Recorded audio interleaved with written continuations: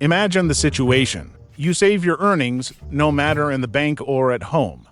But at one point the state decides to take away most of that money because you have accumulated too much. Citizens of the Soviet Union have faced these situations at least several times. After the end of World War II, the prices of various products rose in the Soviet Union, which is not surprising. Prices rose both in state stores and in collective farm markets, for example. According to Soviet reports, the price increase was several times for some goods and more than 10 times for others. In the USSR in the 1940s, there were state-owned stores where you could buy only a limited amount of food per person at fixed low prices. There were also so-called commercial stores, which also belonged to the state, but where you could buy food and other goods, but at much higher prices. There were also markets with products of collective farms and ordinary villagers who sold their surplus products, etc. Also at market prices much higher than the usual state stores, but not higher than the prices of commercial stores. Due to the policy of constant additional printing of money,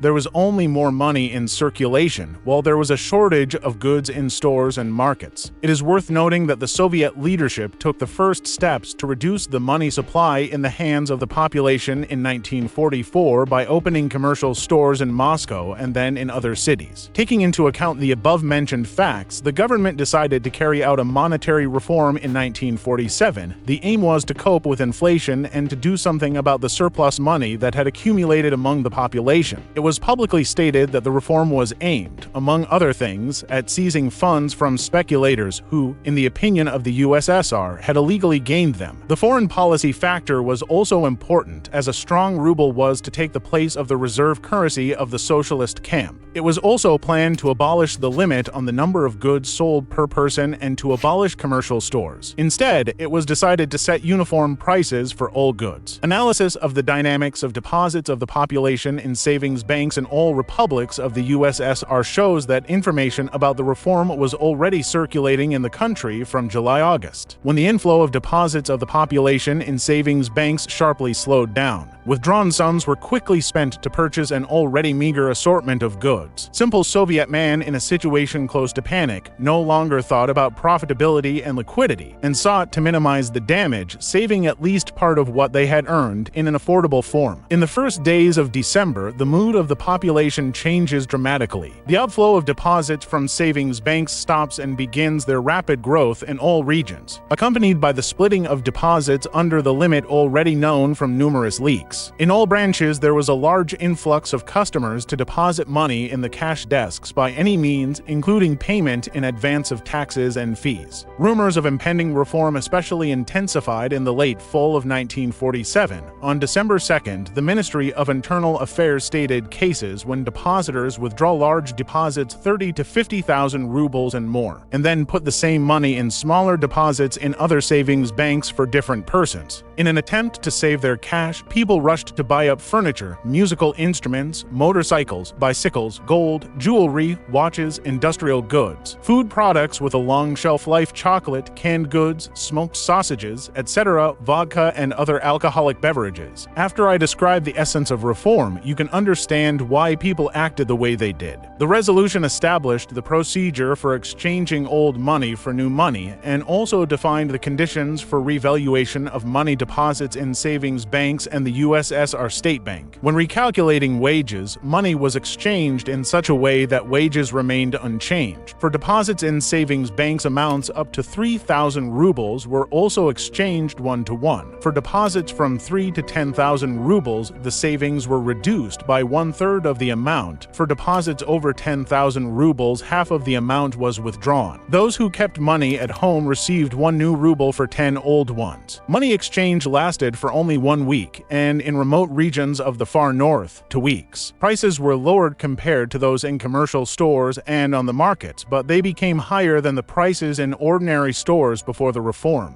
The obvious result of the reform is the worsening of the welfare of the population. At the same time, the problem has not been completely eliminated. By the end of the 1950s, the inflationary nature of monetary circulation intensified and the question of monetary reform arose again. Inflation was largely due to the constant growth of shortages of mass consumption goods. The population, unlike the previous confiscatory reform of 1947, was informed in advance about the forthcoming exchange of money. The monetary reform of 1961 was carried out in the form of denomination with hidden devaluation. This reform was not carried out as sharply as the previous one. Cash money was exchanged within 3 months. Paper money signs of 1947 and silver, nickel, copper and bronze coins issued in the USSR since 1921 were withdrawn from circulation and exchanged for new ones in the ratio of 10:1. The cost of goods, wages, pensions, etc. were also recalculated. The official exchange rate of the US dollar for pre-reform rubles for $1 was changed not 10 times, as wages, pensions, deposits of the population in savings banks and the scale of prices in the state sector of the economy, but only 4.44 times, and after the reform amounted to 90 kopecks for $1. For the bulk of the USSR population, which had no need and no opportunity to exchange rubles for foreign currency, it went virtually unnoticed. Moreover,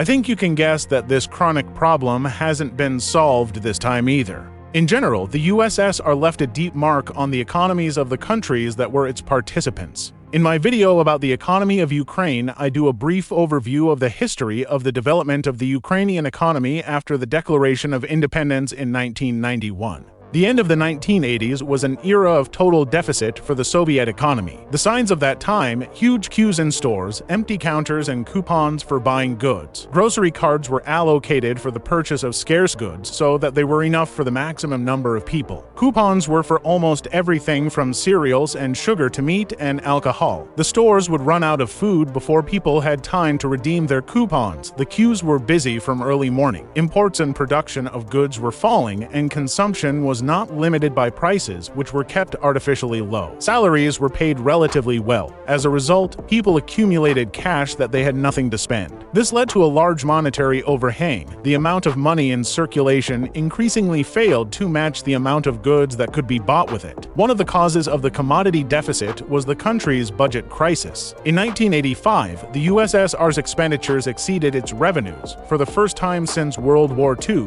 the deficit amounted to 2.4% of GDP, and by the end of the 1980s it had passed 9%. The decline in oil prices reduced the state's revenues from foreign economic activity from 71.1 billion rubles in 1985 to 64.4 billion in 1986. At the same time, the demand for foreign currency remained stable because it was needed to buy imported goods and components. There was less foreign currency coming in, so the country spent its reserves. The historian also recalls that the USSR in those years supported large military expenditures in response to the U.S. military program, which reached 26% of all government spending. This increased deficit too. The reform got this popular name from the name of its author, Valentin Pavlov. By withdrawing some cash from the population, Pavlov hoped to narrow the gap between the commodity and money supply and thus defeat the deficit. In contrast to the rise in prices, which would have hit everyone, it was believed that the confiscation of large bills will cause less anger of people because it will affect only the most wealthy, who kept a lot of money in cash. Problem description: Sasha, Victor, and Lena came to the store to buy apples. Sasha has a 10-ruble banknote, and Victor and Lena have 1-ruble coins each. The apples cost 1 ruble, but there are only 2 apples left in the store. Question: what should the store owner do? First option: raise the price, then both apples will be taken by Sasha. Second option: announce that apples are sold only for 1-ruble coin, then Victor and Lena will get them.